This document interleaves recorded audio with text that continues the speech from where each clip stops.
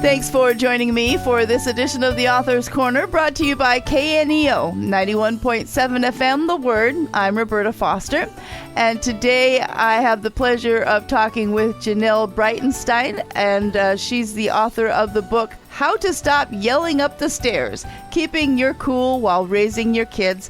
It's published by Kregel Publications. She'll tell you more about how to find the book at the end of the program. Here's a little bit about Janel. She's known as the Awkward Mom, writes for Focus on the Family and Family Life, and has been featured on both podcasts. Her path includes 26 years in ministry, 13 years in missions, more than a decade of publishing and marketing experience, and 15 years writing and speaking to parents. She has over 20 published works and is the author of Permanent Markers and Deliver Us from Meltdowns, as well as this book, How to Stop Yelling Up the Stairs. And she's obviously one who loves to come up with humorous and creative titles for her books. And so, Janel, welcome to Author's Corner. Thank you. It's so great to be here, Roberta. Well, why don't you tell us what was going on that this is a book that came to your heart? You know, I wish I could say that I did this from ethnographic studies in laundry rooms across America, or interviews with all those friends who clearly had an anger problem. But honestly, Roberta, this was first a lot through my own journey to greater emotional health in my home with my kids. And just this idea that I actually, whereas, you know how Proverbs says, in Proverbs 14, it says, a wise woman builds her house, but folly with her own hands tears it down. And I think I saw that my anger was destroying some of the very things I was trying to build. And this book is kind of about how I actually made a journey, thanks to God opening my eyes, to use conflict as an opportunity in my house to replay what he did in his conflict with us. So I know that part of this actually started, I'll tell you, way back when my husband and I, we married while we were still at our Christian college. And I would say that the honeymoon phase maybe ended a month before the wedding. Okay. And, so I am one of those people who now, 26 years later, is just really privileged to be married to my best friend and a partner with whom I'm on mission. I say that delicately. I know that's not everybody's privilege. But for me, those first 6 months, man, you would not have wanted to live on the other side of the cinder block duplex, because we were arguing. And I remember looking at my husband and saying, you know what, I never had any of these issues with anybody else, so the problem must be you. You know, clearly it couldn't be my sin nature. Clearly it couldn't be that I had found this secure attachment and that my sin was really starting to emerge. You know, but you know, I think I realized then, maybe we'll say several years later, maybe 7 years later, I had kids, young kids at that time. I mean, Roberta, to be honest, at one point we had 4 kids, 4 and under, and there were no twins. So it was just like running a preschool, and I was just at my wit's end. I was exhausted. It felt like running a marathon every day. And my oldest child at that time, he was starting to draw pictures that I was so thankful I could finally kind of tell what they were, rather than, oh, tell me about that.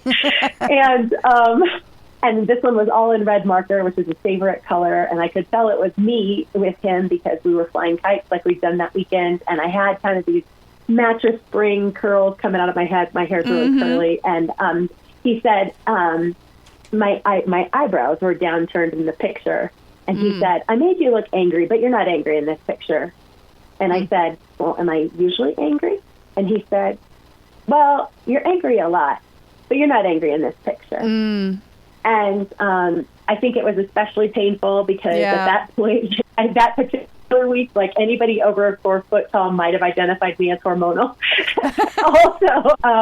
I think I was just starting to get the idea that I had thought I'm one of those many moms who didn't think they had an anger problem. And I spent a lot of time and prayer dedicated to that. And I came across an article soon around the time of that conversation with my son that said, the anger and powerful emotions of a parent can incinerate the tender hearts of little kids.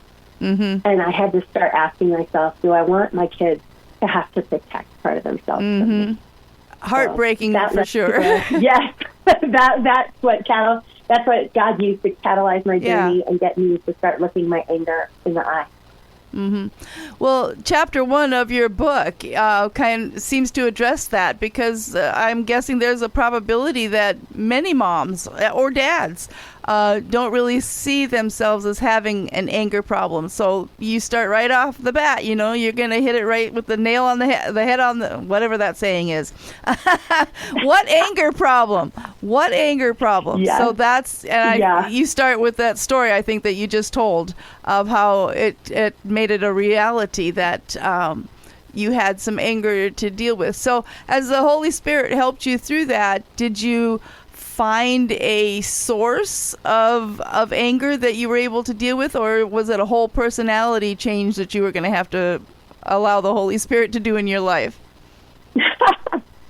That's a great question, Roberta. I liken it a little bit to like when your check engine light goes off in your car. And for me, we don't have, like, my son who takes care of our cars is on deployment. So when we have a car issue, we have to take it to a place that spits out the computer code, if your check engine light is on. Right. And I needed that kind of just forensic understanding of what was going on in my heart. And it did turn out to be a number of different issues, actually, for me. And I one of them, honestly, was even for theology. I think I believed that godly women didn't get angry. And I had to think about, well, did God ever get angry?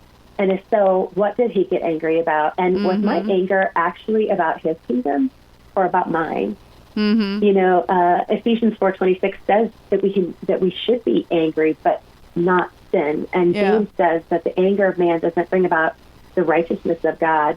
So one of the things I've learned to ask is this about, my what part of anger is about my kingdom? What part of anger is about God's kingdom? And usually it's a really good mix. But I realized that, Counselor Brad Hambrick says it well, that when we're angry, we all think we're Jesus flipping over tables in the temple, right? We all think we're so justified. We remember that one. Yep, we do. But there is usually a part of my anger, often it is a legitimate desire, but then there's also a part of it that might be just about my ego or my convenience. It's okay for me to want kids who are respectful and who obey. But when I start making things about my ego, my convenience, then things really start getting hairy. So I actually discovered that there were a lot of things. I think part of it was actually exhaustion was behind some of my anger. I was not very good at asking for help. I was exhausted with so many young kids. I think I was also afraid when my kids would act up. I wondered what it said about me as a mom, and I wondered who they would become. And so I would just say it was multifaceted, and I actually interview a lot of different moms in this book because I feel like every mom I talk to, she has her own unique anger DNA, and that's one of the things I encourage readers to do, is start discovering their own anger DNA. Okay. Well, today I'm talking with Janel Breitenstein regarding her book, How to Stop Yelling Up the Stairs, Keeping Your Cool While Raising Your Kids. It's published by Kregel Publications. You are listening to Author's Corner, and I'm Roberta Foster. So, Janel, your book is described as an emotionally intelligent field guide for moms whose last nerve is shot. So, tell us more about how you are writing to help readers take away tips on leading in love, even in chaotic moments. Great question there, Roberta. I do feel like nearly every parent who hears this title, they're like, oh, yep, that's my life. Like, there's immediate relatability, because I almost feel that to be a parent is to experience some anger that you didn't even know was in you before. And certainly there's just chaos tends to come completely hand in hand with motherhood. And so I know that one of the things that I've attempted to do in the book is to offer things like calming prayers for moms, or cooling prayers, as well as just a number of practical tips on how to continue to get control in the chaos.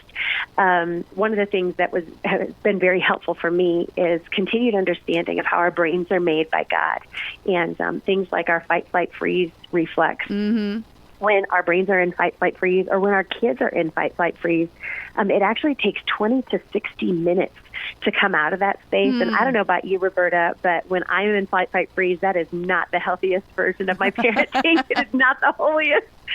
And so I've actually learned to, if I can, take time to step away in the middle of a conflict or before a conflict. Sometimes I've even said to my kids, and I don't know if this is something your readers will want to repeat or not, but I say, you know what, I'm about to sin against you. I need to step away. Okay. And just having some script too, parents, so they know how to respond to kids in ways that are cool and calm, and proactive rather than reactive. Well, I know that apologizing to your child is not necessarily the easiest thing for parents to do. Maybe the first time. I think it probably, I'm not a parent, but as I talk to other authors about parenting skills, it gets easier the more you do it. Like a muscle. Yes. Yeah, but I think kids can really relate to that.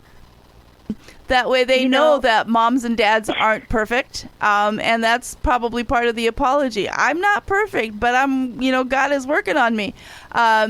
So I think apologies are such a helpful tool in so much in life. Like apologizing to an unbeliever. That was one of the things in my life, that I had to apologize for something I had done to an unbeliever. And I know that made inroads with that person, because I wasn't one of those Christians that just thought they were all together kind of things, So what's an apology to a child like in your life? I love that you're focusing on this, Roberta, because I actually just really agree with you that it's even very fundamental in parenting, partially because I also think that it demonstrates humility to a child. And one of the questions I'm frequently asked is, what do I do if I continue to mess up in anger? And one of the things I've told parents is that as many times as I blow it with my kids, I want them to have a memory of me repenting and apologizing and asking for forgiveness. And I think we have the power as parents to create a culture of I'm sorry, I forgive you in our homes. And the real opportunity of conflict is to replay how God responded in his conflict with us, that he came close to us, that he, Romans 5:8, while we were still sinners, he even died to close that gap, while we were his enemies. So I actually think apology can be a huge tool in demonstrating to our kids that we need Jesus, because far more than perfect parents or perfect kids, I really feel like our world needs parents and kids who know that they need Jesus. Isn't that what the Pharisees taught us, right? Right. Okay, so we only have like a minute left, and so we want to end this on a more humorous note. Okay. So you include what your book is called, Been There Humor. Give us a funny story that you included in your book. My kids, Roberta, were always getting into so much trouble. I mean, goodness, the stories I could tell you. But one of them would just be the time that my son colored his big toe green with markers and then walked all over my mother-in-law's white carpet. Oh, no. And this may or may not have been the trip when another one of my kids was sitting at the bar with her in the kitchen and reached out and touched her arm dangle as if it was like this big mysterious thing. So I understand well how kids can just make you think, what in the world have I gotten myself into? But Mom, Jesus is with you in the journey. Well, obviously, there was some opportunity for grandparenting to walk in love there as well. So, 100%. Today I'm talking with Janel Breitenstein about her book, How to Stop Yelling Up the Stairs, Keeping Your Cool While Raising Your Kids. And we've learned just a little bit about what's contained in the book. So before you leave us, Janel, tell our listeners how they can find out more about this book and others that you've written. Oh, thank you. Yeah, my books are available wherever books are sold. You can find it on Amazon, the Noble, Target, Walmart, and we're even going to have an audiobook of all three of the books I've written. So find those on Amazon or on Audible. Thanks so much for listening. And one more time, the book is How to Stop Yelling Up the Stairs, Keeping Your Cool While Raising Your Kids. And I've been talking with Janel Breitenstein. We certainly thank Kregel Publications for sending us a copy of the book. Janel, it's been a real pleasure chatting with you. Thanks, Roberta. It's been a delight. And to our listeners, if you'd like to hear this interview again, or maybe you know somebody else that needs to hear it, you can share it with them by just finding it on your favorite podcast platform or through kneo.org. Thank you so much for tuning in. This is Roberta Foster on the Author's Corner. Join me again next time.